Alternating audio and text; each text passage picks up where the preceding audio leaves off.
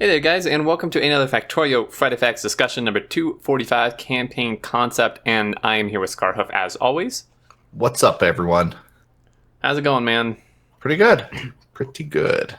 Pretty darn good. This one is written by V and Abrigado. This is a pretty short read actually, but it's very interesting. I think it's related to the campaign, but then also the tech tree, which does affect the normal free play mode as well. So. This part is written by Abrigado. Being brought in to create content on a very mature project has been an interesting experience, to say the least. One of the first things he did was analyze the features of the game and which kind of player the game currently supports. The obvious thing is that Factorio free play strongly attracts and engages players who enjoy an open into sandbox type of game. Achievement statistics show that only 11% of players on Steam ever launched a rocket, which currently means won the game. 11%.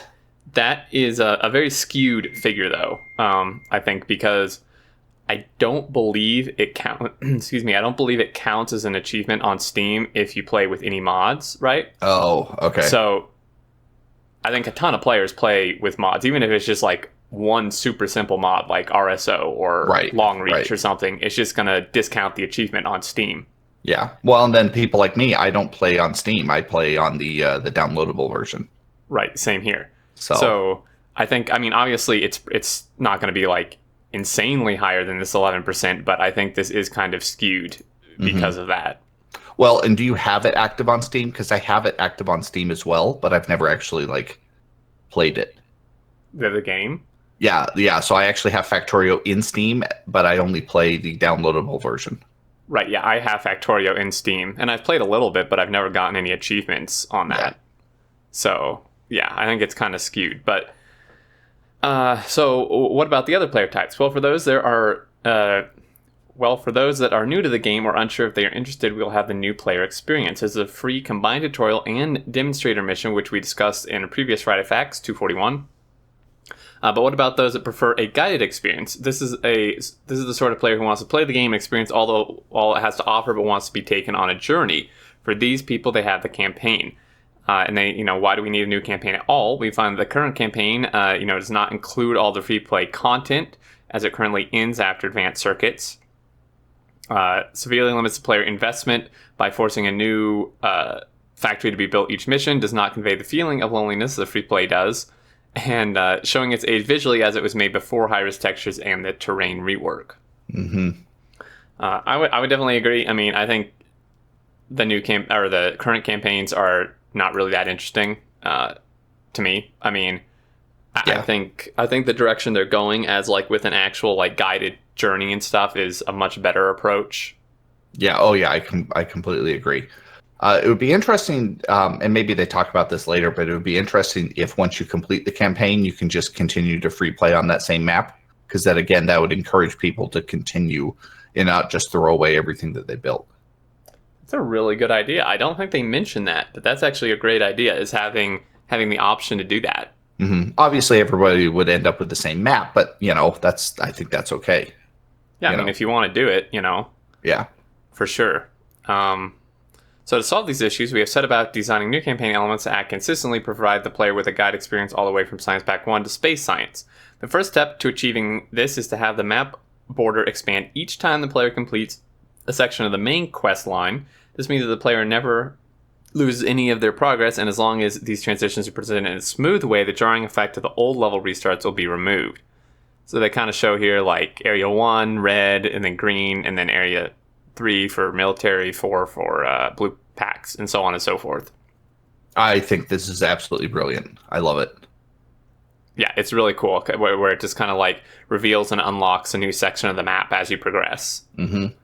Very, very good way to do it. Having a continuously expanding map presents many other challenges, but we're confident that it will be worthwhile. The style level will fit the style of Factorio much better.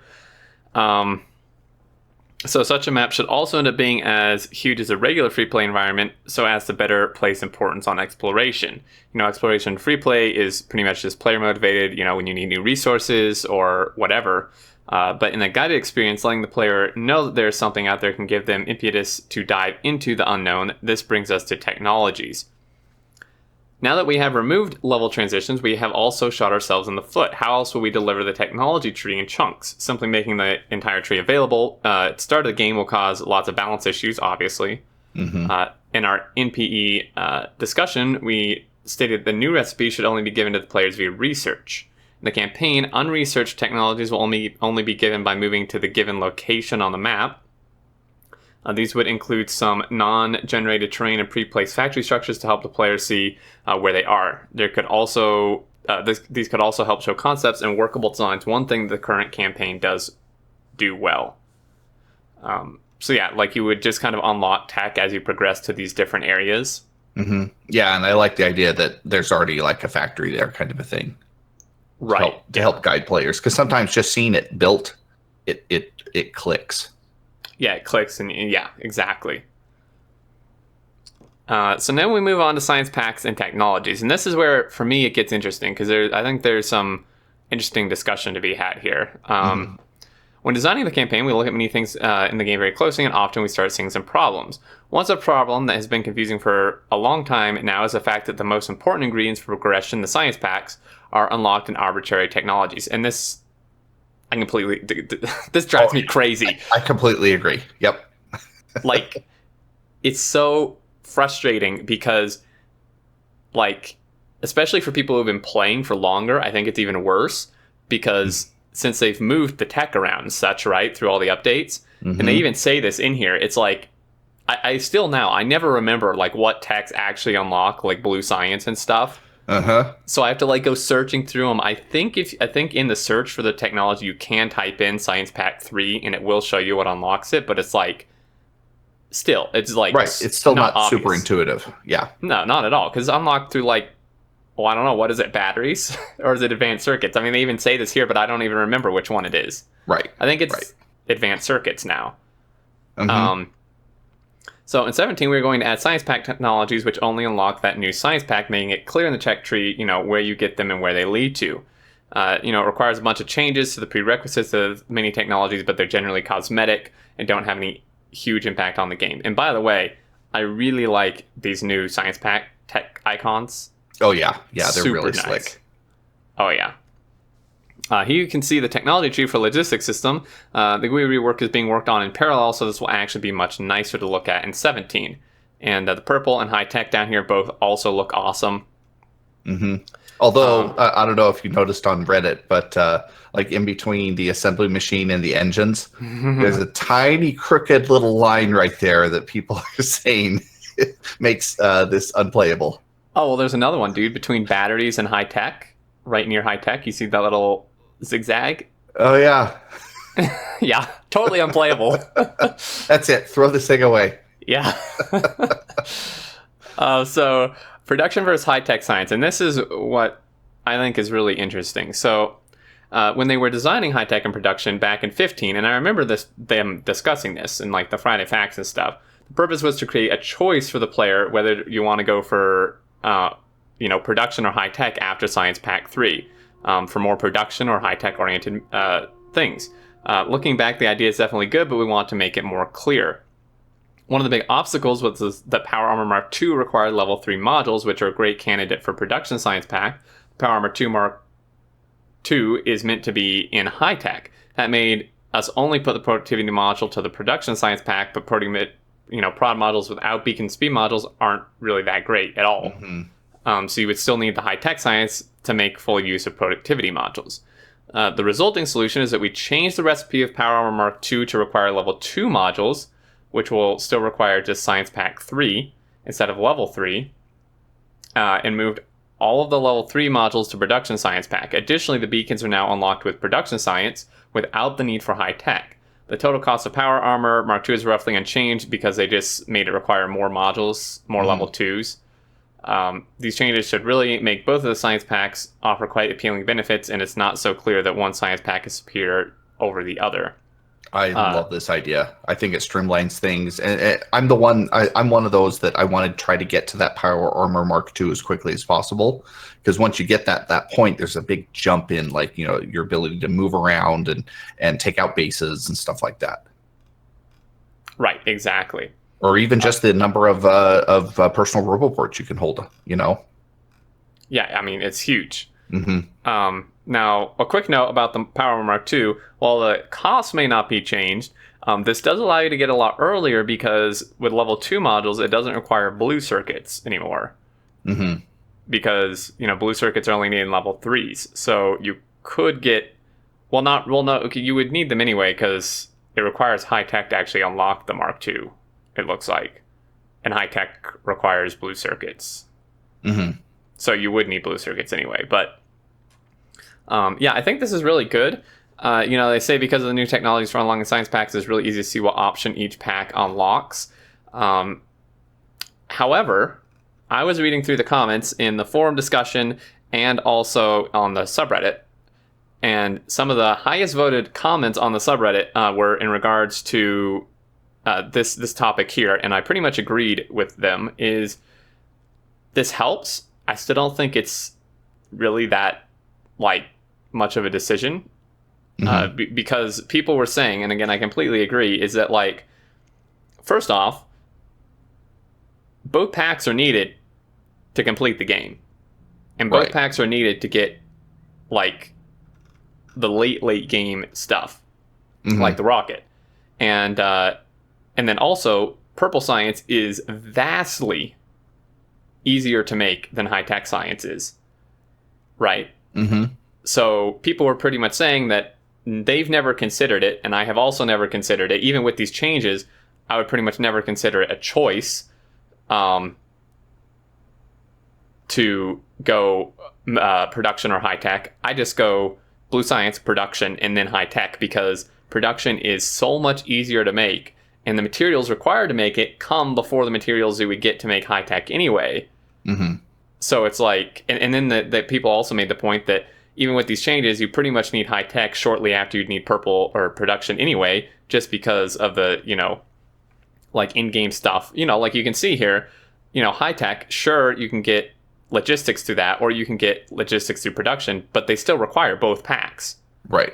So it's it still doesn't really do much, because, sure, I could choose to go production, but I'm still going to need the high tech packs if I actually want to get the logistics network, or if I actually want to get nukes or the rocket. But at very least, I think what it does is it streamlines your ability to get to that Mark II, that Power Armor Mark II, and then obviously you have to kind of backtrack. Right. If they're only... Yeah. Yeah, that's mostly all they're doing, is they're making it so that you can go from, your high tech, grab your personal roboports, grab your, your Power Armor Mark II, upgrade some bots, and then you can move on. Right. Yeah, if they're only... Maybe I misunderstood. If their only goal here is to just make it so you can get to Mark II Power Armor easier, then I think that's definitely great. They've accomplished that. That's really well done. But if their overall goal is to actually make it more of a choice, in general, where do I go? I think that there's still some work to be done, because it's what I'd like to see, what I think would be cool, is if you could get to the rocket and unlock the rocket with either pack, without it requiring both. So I don't know how this may be impossible or something due to how the tech works or whatever, but have the production path like they show here, be able to get to the rocket, but through that path not have it require high tech, and maybe have it require twice as many production or something. Right. And then high tech, same thing, you can get to it but have it not require production packs.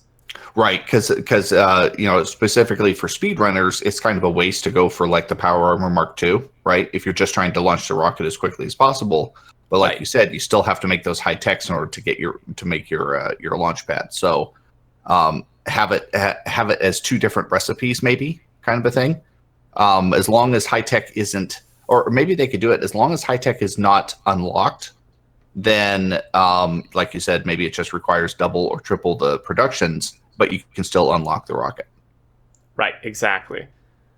Yeah. So I think that would maybe be a little better. And same thing with the logistics too. Yeah, exactly. Same thing with the logistics. Make it, or even looking at this, even the nuke and Covarex are questionable, but the logistics and definitely the rocket. mainly the rockets, so that you literally can have a choice and be like, I want to finish the game without going high tech at all, and you can actually do that. Right. So Yeah. I think that'd be cool. But overall, I think these changes are really good. I definitely don't think they're bad by any means. No, it's helping streamline things, and especially making these as their own research, I think simplifies the tech tree a lot. Because like you said, even when you did a search, the icons weren't popping up and you had to click through them to figure out which one you're looking at. Right, exactly. So this'll be nice. You just type in science pack or science or something like that, and then boom, you got all your icons right there, and you can click on it exactly. Yeah, super easy, super straightforward, which is awesome. And the campaign rework sounds really nice too. I mean, heck, I may actually play the campaign, depending, what it actually looks like. But I think that's going to do it. Do you have any other thoughts? Nope. Everything's looking good. Yeah, definitely looking good. I love these type of Friday Facts where they kind of show us this stuff. The pictures are always nice. So that's going to do it, guys. As always, thanks for watching. Leave your thoughts down below. And if you want to share your thoughts with the devs and stuff, go to the forum discussion page or the subreddit discussion for this. And until next time, we look forward to seeing you all, and we'll catch you later.